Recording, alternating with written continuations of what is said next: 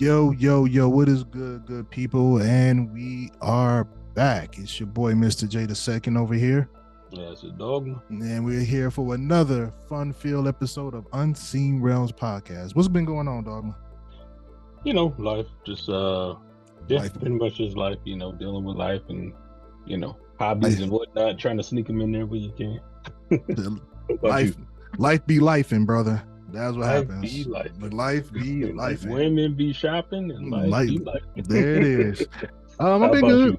I've been all right, man. I'm, hanging in there. It's Saturday, so got a little bit of time. I'm just going to catch up on, of course, our podcast, what we're doing. I'm going to do some, coding and, some more video game. I know we probably going to do some gaming today. I know we haven't gamed in a couple of days, so I'm itching for some runs of, Monster Hunter World and Resident Evil and all that other good stuff. Man, did you check out the Lance? Yeah, I did. Actually, I did. I did see the Lance. The Lance is like the bow. That bow is like that bow is, yeah, that's going to be something. I can't wait for this game, man. The demo in itself is going to be worth every bit. I may even take that day off. I know they got Gamescom right now going on, or will be going on next week. And I think opening night ceremonies with Jeff Keighley, where they're going to be doing all the big time reveals and shit. I think that's going to happen in the afternoon on Tuesday, which I believe will be 2 p.m. our time. Because I think it's like, since they in Germany, I think they like they'll be like 2 or 3 in the morning or something like that. It'll be some crazy time difference. I can't remember what it is with Germany. So I think, but for 2 p.m. Eastern time for us, we should be seeing the opening show. So I'm actually going to take my lunch around that time so I can sit there and watch all the announcements of what's getting ready to come out, but more so to see that Monster Hunter Wilds because they're supposed to have a big presence there. okay. Yep. So definitely exciting. Get to see some gameplay. Man. Yeah, more than what they've been showing us. Most of the stuff they've been showing us lately has been kind of like tech demo stuff with the weapons, and it's the same monster or monsters, and they have the same environment. So you could tell that's just all tech demo to show. I think it's just the same 2 monsters, that rock slug looking thing, and that big woolly whatever, I don't even know, bear-ish looking thing. Oh, okay, yeah. Those are the only 2 I've ever seen. Yeah, the little slug and that bear, yeah. But it's a tech demo. It's just showing us what the capabilities of with the Unreal Engine and there's new mechanics that they probably picked up from Dragon's Dogma and other games they had with that RE engine. So yeah, I'm excited, bro. But more so exciting because we get to go down a list today. And that list, ladies and gentlemen, is our top 10 werewolf transformations. Hold on 1 second for me. All right. So we're going to be doing our top 10 werewolf transformation, and that will be from any movie or genre. It could be literature, it could be movies, cartoons, TV shows, anime, whatever, just werewolves in general. We have always been fascinated with the idea that a man can change into this bestial form and lose all self and basically just become a monster, or in the case of Teen Wolf, uses for superpowers to play basketball. So you never know. But well, you talk about the movie. The show is what, lacrosse? Was it lacrosse? Yeah. Oh yeah, I forgot about Teen Wolf. Yeah, I actually had that on my list too. I forgot about they did remake Teen Wolf. Yeah. So yeah, it was lacrosse. Spoiler alert! That's on mine too. Jeez. But yeah, so but it'd be probably different people.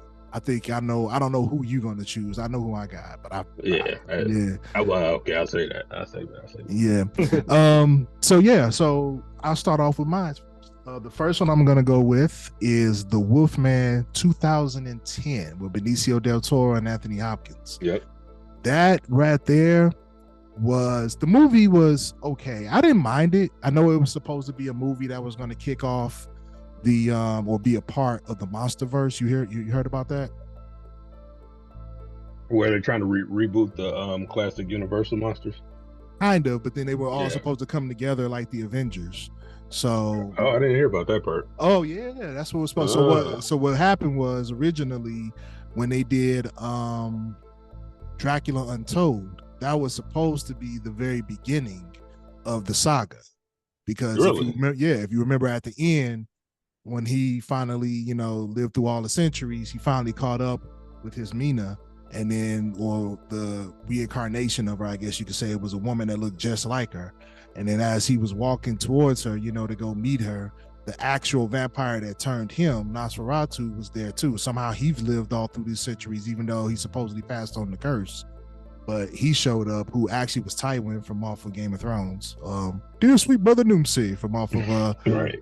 Golden Child. But anyway, he was following behind him, and then he was like, game on. And then it kind of cut off after that.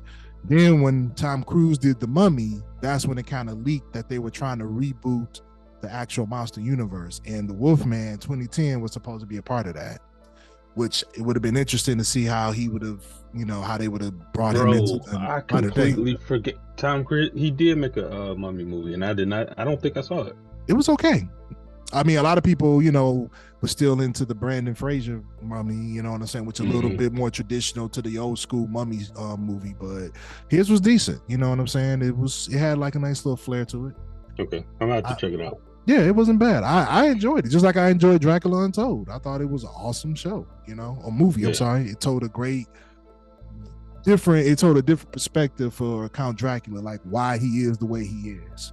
And that that's the one that was broken up into a series, right? No. That's you're thinking of the one that was on Netflix, I think. Was it on Netflix? I know there's been a couple of shows with him, but no, this wasn't that one. This one was literally the movie with Luke Evans. He actually played Count Dracula, and they show like how he became Dracula, what happened, or at least from their perspective, what happened and how he became Dracula. Apparently there was already a Nosferatu, and he warned him. Oh, that was when my man went, he went in the cave and Yep. My man, okay. Yep. Yeah. And he bit him, and he told him, if you could withstand the thirst after such and such days, the curse will be broken. But if you feed, then they'll submit your curse. Yeah. So, but he wanted the power because he needed to take out the army. Yep. Yeah. Yep. Yeah. Exactly. Okay. Yep. But anyway, going back to what we got off on the tangent, monsters and all that good stuff. God, I can't wait for Halloween. We have The Wolfman at 2010. Like I said, I thought it was a decent movie. Great acting between Anthony Hopkins and Benicio del Toro. I felt like it gave a lot of weight to the movie when he was unwittingly made into a werewolf, and instead of giving him like kind of a happy ending, spoiler alert, he dies at the end.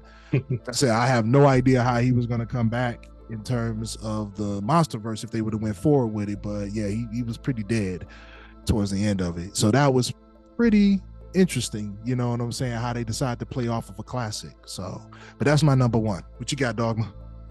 Mine was The Howling, only because that one stuck with me like as a kid into my adulthood. That transformation inside of the one inside of the booth at the beginning, and more so the one when she was at the I think it was, she was in the sheriff's office or something, she was going through the files. Oh, and then she held the file up and he grabbed it. I would never understand why she just didn't run. I mean, I get it. I know. Wasn't he blocking the door? I think he was. At one point, he was like he was just there, and then he started like tweaking, and then he blocked the door. But she had a nice little amount of time to get away from him to find out what he was doing. That fight or flight, it's two kind of people. You gonna run or you gonna fight. But she didn't do either. She's stuck in the middle. Her meter was going like this and like, dong. She was like, I don't know what to do. I don't know what to tell you. I ain't never seen no shit like this. Which means get the fuck out of there.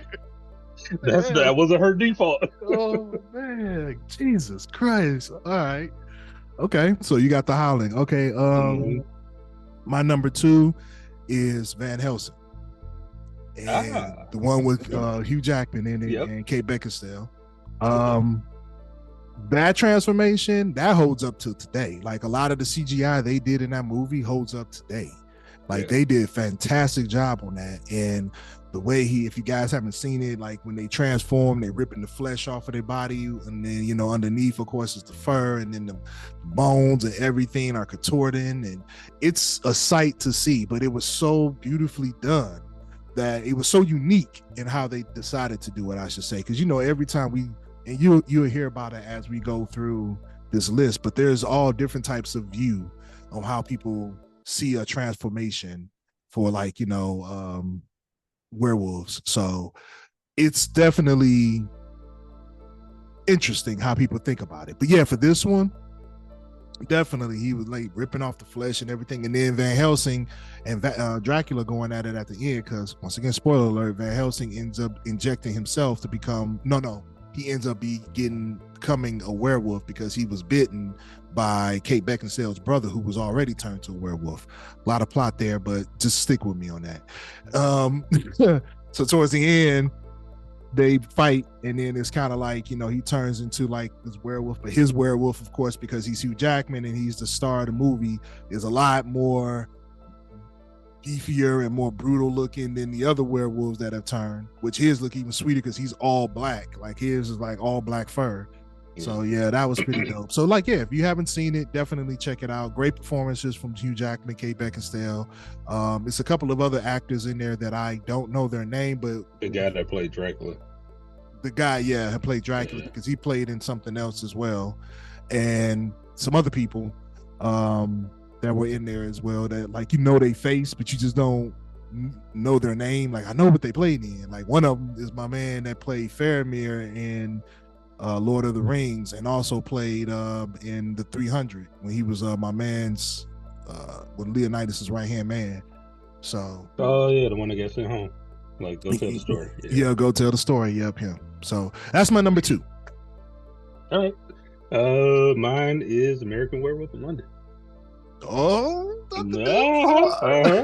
you already know. See, and there's a reason he had that response, ladies and gentlemen. So when David first transforms into the werewolf, I think Jack had already visited him. Yeah, Jack had already visited him. His friend. I'm pretty sure you've seen that movie. And he said, "Hey, you gonna turn into a werewolf?" And he's like, "All right, I'm going crazy. I'm seeing dead people, whatever. I got this hot nurse that's gonna take me home and let me eat her food and do things to her. So life is great right now." So he goes to work. He's at home. He's bored. He's going around. He's reading. All of a sudden, he gets this, I guess, sharp pain in his head because he like drops the book or whatever he was holding, starts holding his head, screams to the top of his lungs in pure agony. Pure agony. Mind you, they're not in a house in the country where they're by themselves. They're in like this complex. So it's an apartment. There are other people around, I assume. It didn't look abandoned. It looked like a pretty nice apartment. So this man is in this apartment building, screaming at the top of his lungs. And for anybody that has ever lived in an apartment, I have. I just moved out of an apartment for this very reason. You can hear everything that goes on around you. And it just boggles my mind that nobody came knocking at the door like, "Hey, you okay in there, buddy?" What's going on? Nobody called the cops. Nothing happened. Oh my God. So I think it was one of those Family Guy situations where there's probably two sides to that story. But yeah, American Werewolf in London for that reason, and just the practical effects, because this was back in the day where they didn't have the privilege of CG like now, but practical effects and just the fierceness of the werewolf, especially at the end where you got to see it like running around London. Oh man, the bloody mouth, and it was just like, bro. Yeah, because black furry beast would. Oh my God. Yeah, it was rough. It definitely gave you chaos that it caused on the streets of London. Everybody was like, what is going on? Smashing it. Like it was complete. That movie was great. Yeah, it was. It was. It did. It was great. Okay. My next one, that was 2, so let's go 3. My third one is Thriller. Michael Jackson, Thriller. Bro, why did I not include that? Oh, you didn't include the Thriller? Shame on me. Wow, yes, man. I'm sorry. Completely didn't. Wow. I don't believe I need that. to be taken out back. Yep, go Yeller style. Yes. Yeah, I think that served a bigger purpose, because not only was it a very gruesome and kind of, you know, a lot of practical effects. But as a kid with Michael Jackson, that scared you. Yeah. Bro, you got to remember, we were young. I remember having nightmares about that. Exactly. I remember, I think one of my cousins had a Michael Jackson poster, you know, of that era of him when he looked like that, like how he did in the video. And I swear I had a dream of that poster, like transforming into that werewolf and coming out after me. So it definitely left an impact on me. It definitely left an impact on a lot of people. I remember the next day we went to school and everybody who saw it was just traumatized about seeing Michael Jackson turn into a werewolf. Really? It was something crazy to see that. And that, you know what I'm saying, because that was the first time. Well, no, it wasn't the first time because we had Beat It, but you know, that was like really at the second time that we seen Michael, you know, do this long length type thing, and then all of a sudden he transforms into a zombie. It was like, dude, this was nightmare fuel for little kids.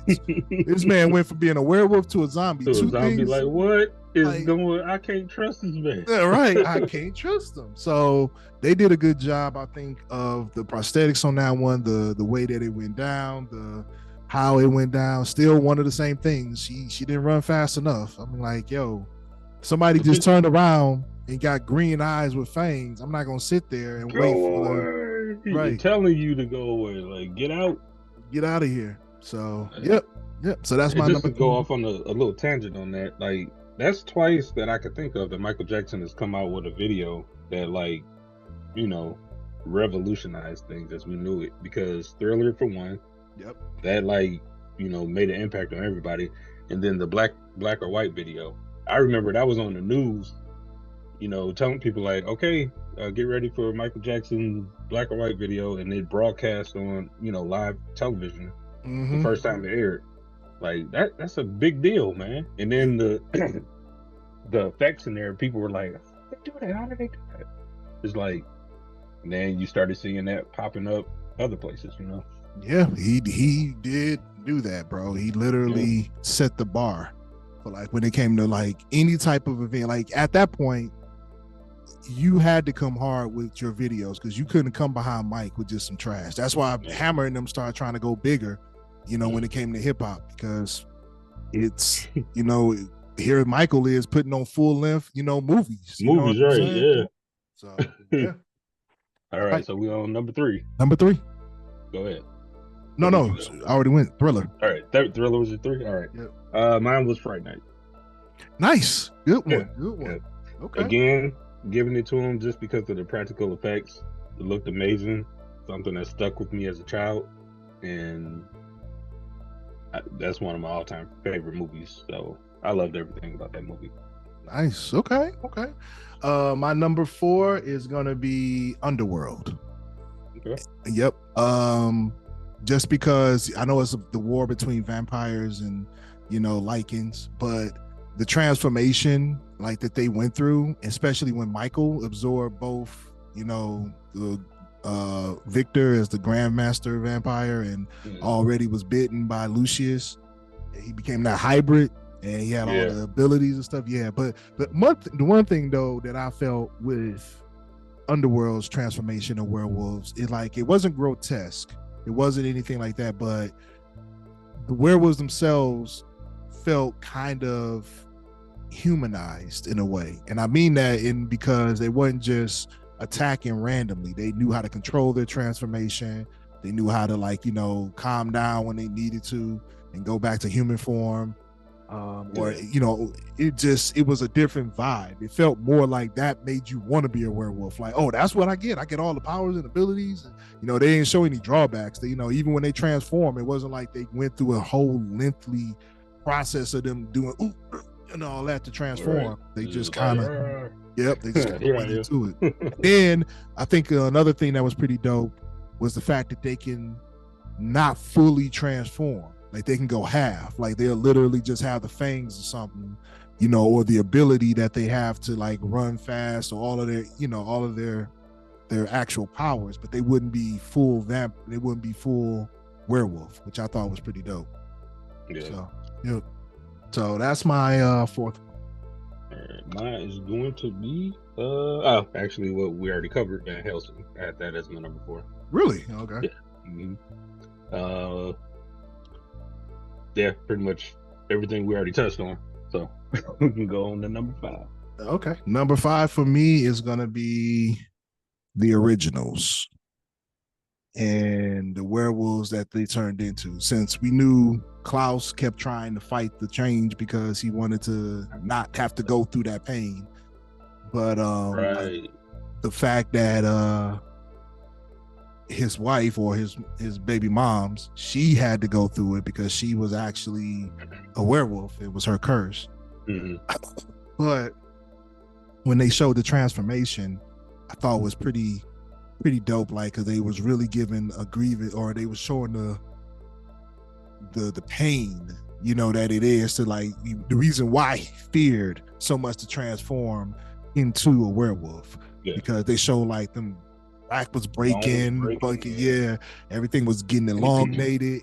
It was rough looking, and it was like it went on for at least a good 10 minutes. Like, it felt like maybe longer, but it definitely felt like it was about 5 or 10 minutes of us watching that scene and hearing the screams and anguish. And that's when we started realizing why they wanted that moonstone so bad, so they wouldn't have to go through all of that. So yeah. Then it came to be where if they kept going through the transformation, they can control it or get used to the pain. I think it was like getting used to the pain, because I remember, I forgot which one of them started doing that, and then they were like, yeah, I know Tyler had he was doing it at one point. Yeah. So but yeah, and then once again we had the hybrid situation with Klaus, and then of course after Klaus got it, it was just Klaus. He was the hybrid, so he was the only one. He started making an army. Yeah, he did. He started making an army of hybrids of him. But he also, Marcel was pretty, well, no, because Marcel wasn't. He was just vampire. No, he was more than vampire. Towards the end, he ended up becoming the one that can kill an original. Like, he actually like staked himself with the white oak tree and somehow absorbed it. So then it became a part of his bloodstream, and then he became a whole different type of vampire. So he was like more stronger than Klaus and what's his name? Klaus and his brother. Oh my God, I forgot his brother. Yeah. But yeah, he became stronger. But no, I thought it was a werewolf situation, but it wasn't. But yeah, I definitely felt that pain when they were going through that change and they were showing it. Man, I had to cringe up at that. And I was like, ooh. And then the actors. Every bone in your body breaking? Yes. That alone just, ooh. Yeah. Man. Every bone. And then like, who was it? Like one of the actors or actresses, they was just doing such a phenomenal job of selling it. Like how much pain they were in.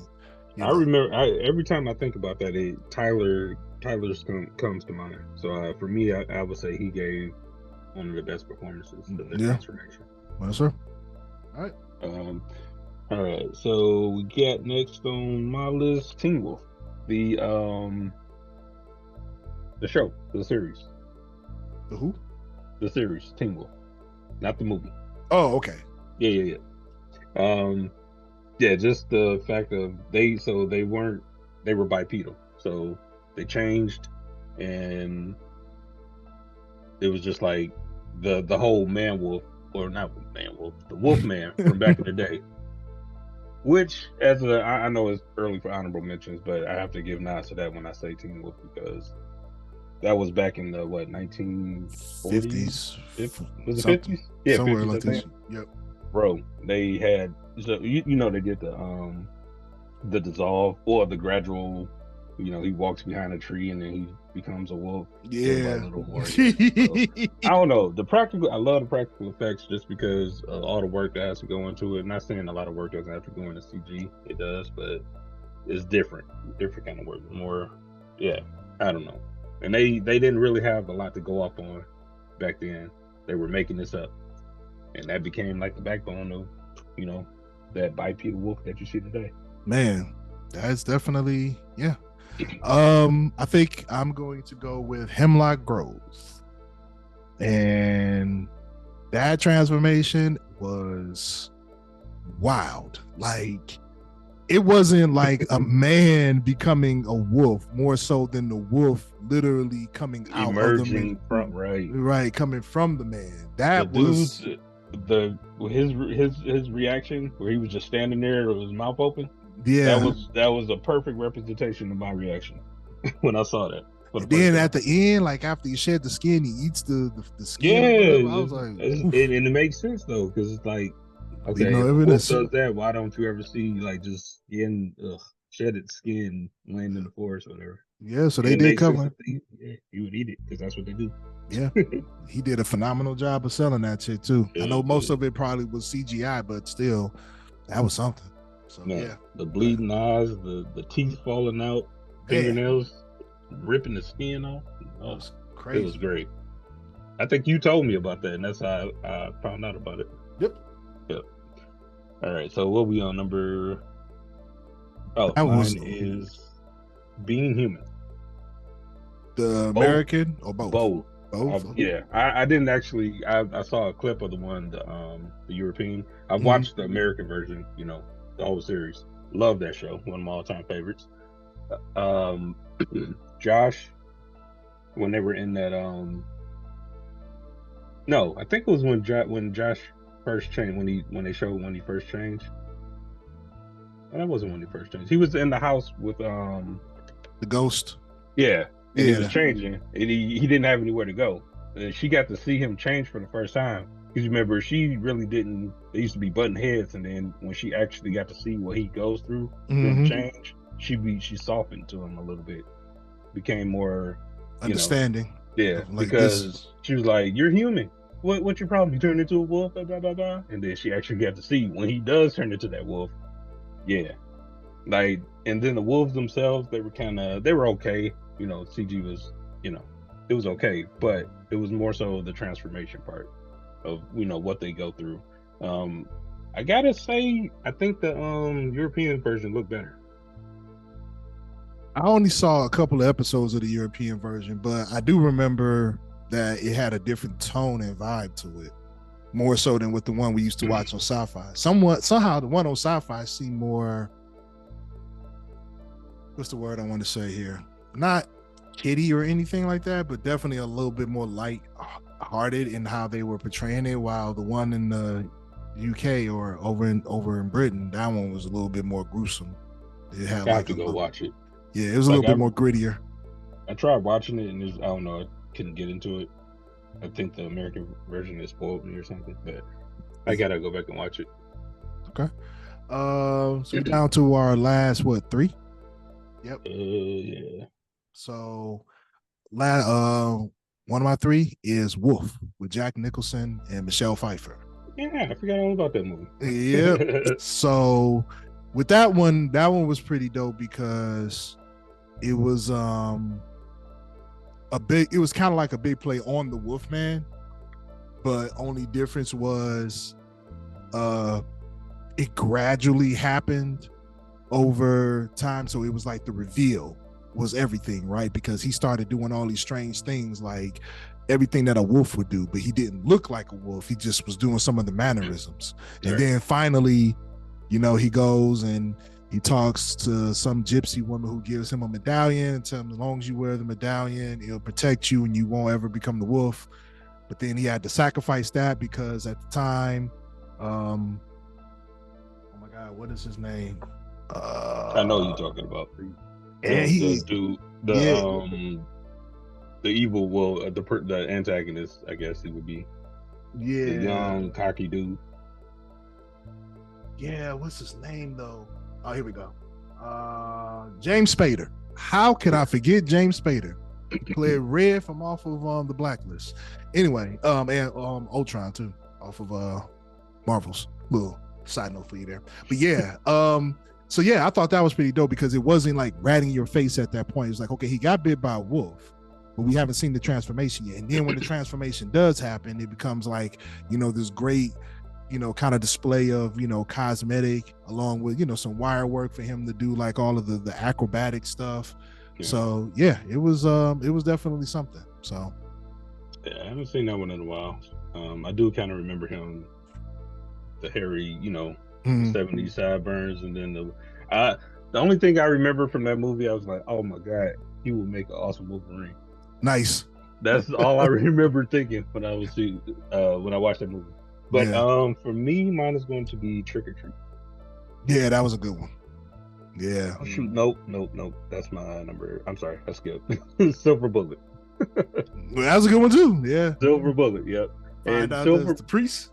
yeah, yep. And the whole thing for that wasn't more so the physical transformation; it was the psychological transformation. Like you had this priest. At first, he was trying to like help everybody, wanted everybody to get along, and then you started to see him evolve, I guess, into something else.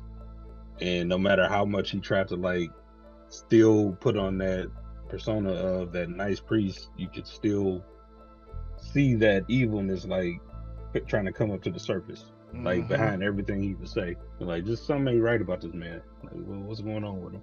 And you come to find out, boom. Okay. Mine is going to be An American Werewolf in Paris. And that one's mine. So it's kind of a continuation, somewhat, of a spiritual successor to American Werewolf in London. The only difference is instead of it being two guys and, it's three guys, or it was three of them. Yeah, three of them. And they were essentially going to London to kind of get away from this one guy who broke up with his girlfriend. He then gets to Paris and he goes to the Eiffel Tower because they want to do this crazy extreme bungee cord stunt. And then he ends up saving a woman who looks to be trying to commit suicide, only to find out the reason she was trying to commit suicide is because she was a werewolf and she made a mistake and killed her mother and injured her father. And he gets dragged into this whole new world of